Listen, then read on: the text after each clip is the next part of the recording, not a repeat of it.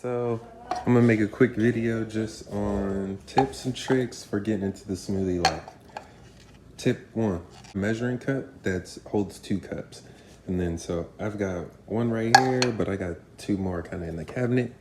You need like a 30-ounce water bottle. That's this thing.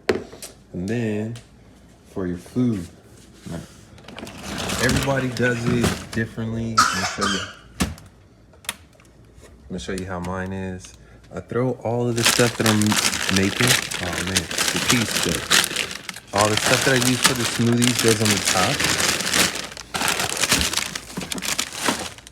Like right, all the stuff used for the smoothies goes like right here, so that when I go out to make a smoothie, I can grab whatever I need, and then I can kind of set it up over here, and then I could just grab all these bags and kind of take it back. So that's 3 tips and tricks for getting into the smoothie life.